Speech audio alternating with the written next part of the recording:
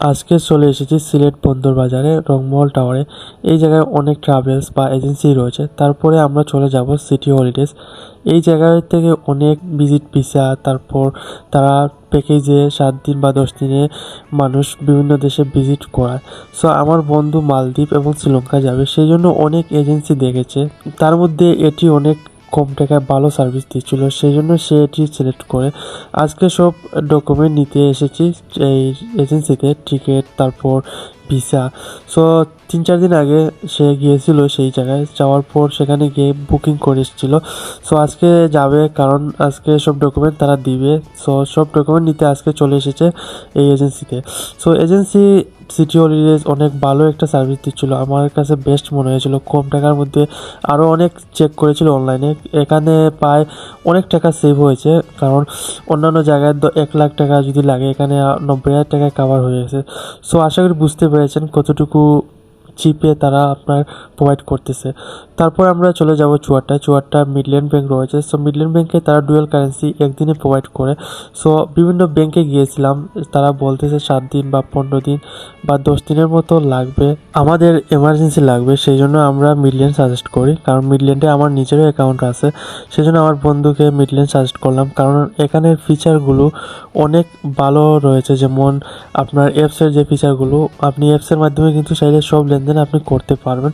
Simple feature রয়েছে অ্যাপসের। তারপর আপনি এখানে অ্যাকাউন্ট খুলতেও তেমন ঝামেলা হয় না, জাস্ট পাসপোর্ট, তারপর আপনার ডকুমেন্ট, এনআইডি, নমিনি, পিকচার, এগুলোই লাগে, আর কিছু লাগবে না, আপনি অ্যাকাউন্ট খুলতে পারবেন।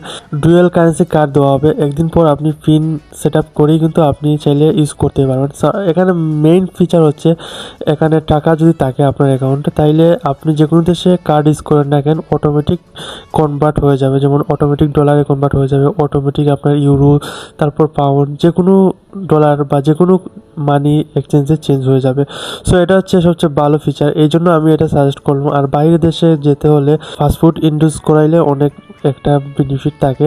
সো এটা বেস্ট একটা অপশন। তারপর আমরা বুলওয়ার্ডে চলে যাই লাক্সারি থেকে আমরা কিছু শপিং করি, কারণ বাইরের দেশে যাবে সেই জন্য শপিং করব কিছু এখান থেকে। সো আমি এটা সাজেস্ট করি, আমার পরিচিত ছিল, সেই জন্য এই লাক্সারিতে নিয়ে যাই আমার বন্ধুকে। তারপর কিছু শপিং করি, শপিং করার পর সারাদিন চলে যায় আমাদের এইভাবে করতে করতে। তারপর আমরা ভাবলাম রিল্যাক্সের জন্য ফার্স্ট ফ্রাইতে চলে যাব। সো ফার্স্ট ফ্রাই রেস্টুরেন্ট সিলেটের মাঝে বাংলা খাবারের মধ্যে সবচেয়ে বেস্ট একটা রেস্টুরেন্ট, যেমন ফার্স্ট ফ্রাই, পানসি, তারপর নতুন একটা এসেছে মেহমান রেস্টুরেন্ট। সো সবগুলোই ভালো রয়েছে।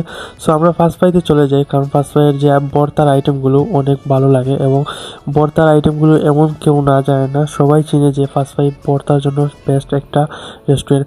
সো আমরা সব ভর্তা আনি, ভর্তা ট্রাই করব, কারণ এখানে ভর্তাগুলো অনেক ভালো ছিল।